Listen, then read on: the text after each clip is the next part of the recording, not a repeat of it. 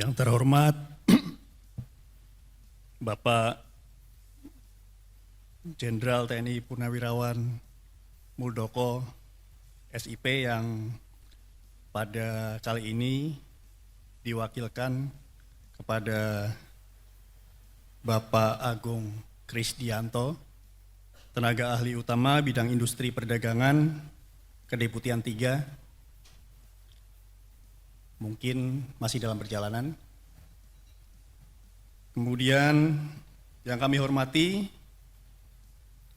Komjen Pol Purnawirawan Dr. Andes Nanan Soekarna, Ketua Umum Asosiasi Penambang Nikel Indonesia APNI. Selamat pagi, Pak.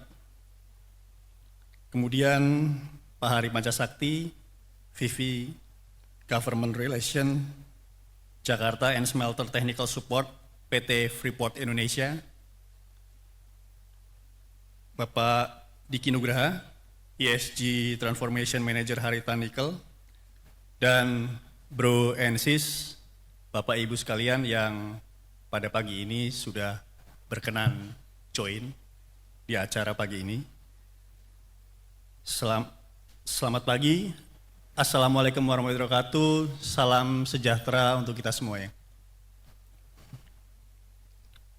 Pertama, puji syukur kepada Tuhan Yang Maha Kuasa yang telah memberikan rahmatnya, hidayahnya kepada kita semuanya, sehingga kita bisa berkumpul pada hari ini, pagi ini, di acara yang tentunya berbahagia gitu ya, di mana kita bisa berinteraksi langsung, membicarakan, berbincang-bincang yang produktif gitu ya, yang bisa memberikan nilai tambah buat kita semuanya, karena pagi ini kita akan bincang-bincang mengenai hilirisasi, strategi hilirisasi pertambangan menuju Indonesia emas.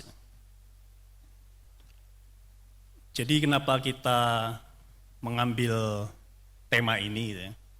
Tentu kita sebagai media massa, media dan research, kita selalu mengamati dinamika isu-isu strategis, isu-isu potensial yang memang layak kita angkat, layak kita diskusikan, layak kita gelar ke publik gitu ya.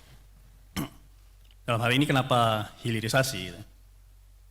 Kita melihat bahwa sebelum kita berbicara soal komitmen pemerintah gitu ya, kita sebagai masyarakat Indonesia mungkin sudah cukup panjang gitu ya, mengalami mungkin semacam proses panjang eksploitasi sumber daya alam kita gitu ya. Dan ini ketika ada komitmen untuk hilirisasi, ini tentunya sebuah hal yang sangat bagus buat kita semuanya gitu ya. Bagaimana tawaran added value buat kita, buat perekonomian kita, buat masyarakat Indonesia di sandingan di situ.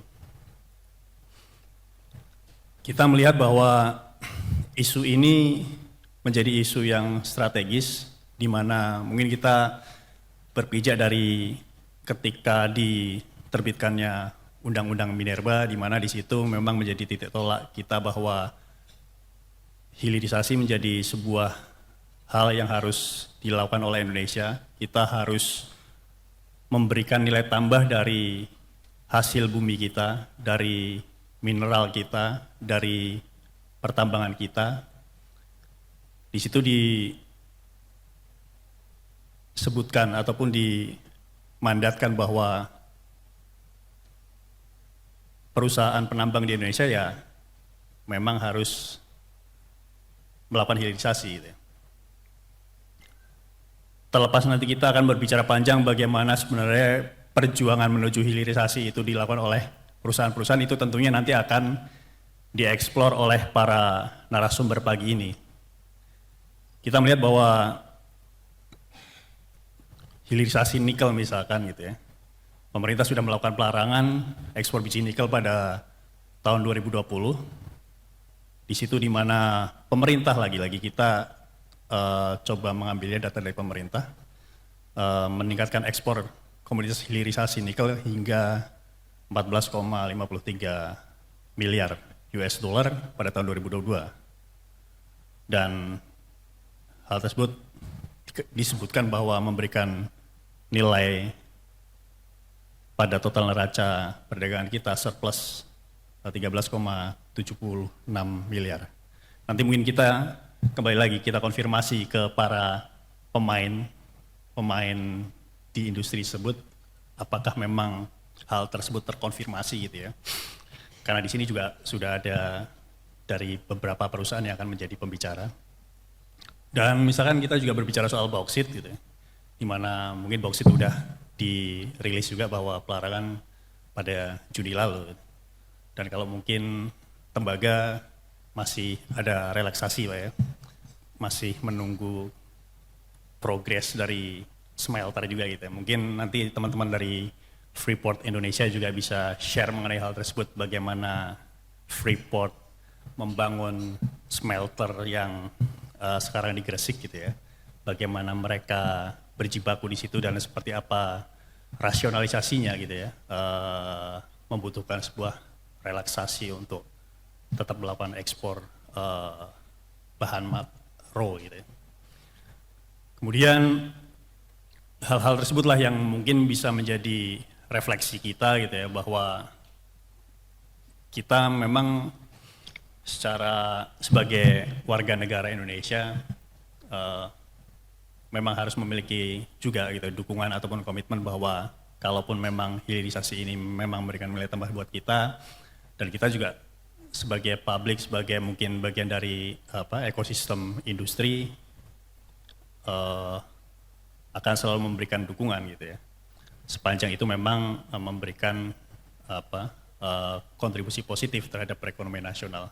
Dan mungkin nanti di sini juga ada dari asosiasi, mungkin ada juga perspektif yang lainnya dari asosiasi, mungkin dalam hal ini bisa mengcapture lebih luas karena merepresentasikan dari sekian banyak perusahaan gitu ya, ataupun mungkin values yang ditangkap oleh asosiasi dan mungkin bisa disodorkan ataupun ditawarkan kepada kita semuanya, bagaimana konkretnya ataupun realnya hilirisasi di kita, apakah memang benar-benar